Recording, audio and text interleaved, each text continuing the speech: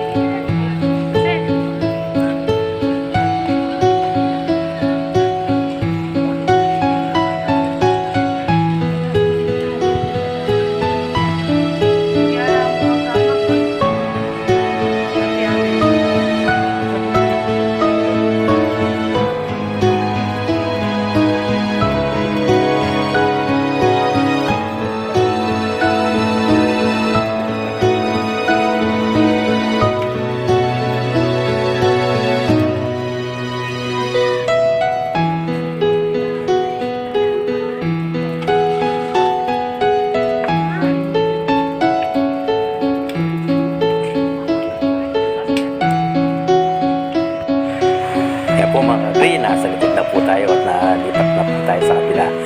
Yan po. At dito naman yung nasa taas po, yung sa taas sa likod sa kabila. Ayan po. At makikita niyo po kung saan tayo nanggaling kanina. Ayan dyan. Dyan po tayo nanggaling kanina mga idol. Ayan. Ayan. Nung sa taas na yan. Bumaba po tayo dyan. Yan. Para makita natin yan. Galing po tayo doon sa taas na yun. Kaya hanggang sa packet na yun mga idol. Ayan. Kaya hindi pa po tayo bababa dyan. Ayan. Nandito pa po tayo mga idol sa likod. Kapasalin muna natin itong sa likod dito mga idol. Ayan yung sa likod kasi meron pa daw na dito. Pero ewan ko lang po kung papasok tayo kasi medyo maiksi lang po ito at makitid. Meron pong entrance fee na 100 pesos. Kaya hindi po, parang hindi na po kami papasok kasi nakita namin doon sa ano nila sa signboard na bali yan, tatlo lang po ata yung makikita mo dito sa pasukan na ito mga kagri. Kaya yan, pupunta po kami doon kaya para malaman namin kung ilan nga po itong papasukin dito at bago kami magbayad ng tigisa daan bawat ulo. Yan, kasi po pag nagbayad po tayo may na naman ng 1,000 dito eh. Kaya alamin po lang natin mga idol. Yan po, ayan oh. Yan po, meron pang ano dyan, yung mga hotel po ata yan para dyan ka matulog. Ayan, meron pa pong mga hotel dyan, yan sa likod na yan, yan mga idol. Sa likod po tayo, ayan. At ito po, yung pinaka ano nila, entrance gate, yun. Kaya, ayan. Balikan po natin itong dito. Ayan, idol. Yung mga bamboo, kawayan. Yan, no? Gandang pagkasalansan, ano po mga kagri, yan. Yung view ng ano, sa itaas po tayo. Ayan, no? Ayan po, isa, dalawa, tatlo lang po yung ano dito, baka hindi kami papasok. At sisilipin na lang namin dan sa taas kung maganda nga o hindi kasi sayang naman yung Tikwa 100 eh. Mga kagri, mga idol, kaya sige, samahan nyo at sisilipin natin sa babayan. Yung isa, yun. Tapos meron pa ditong isa yung parang bell down na ano, ay di yan, umang parang ring. Yun, yung isa pa lang na unang nakita natin yun ang bell. Ayan, balikan natin mga kagri. Dalawa lang pala mga kagri. Yan. Yan o. Yun yung bell. Yeah, tigsi 50 pala yan. Yung bell at saka yung ring. Yun, yung dalawang ring na nakita natin mga kagri. Ayan po mga kagri, lilipat na po tayo ng pasyalan. Kaya sana po nag-enjoy po kayo mga kagri. At ayan po yung kabuuan ng pamamasyal namin dito. Kahit na pagkitid lang po ito at yung medyo exciting po kasi may paakyat.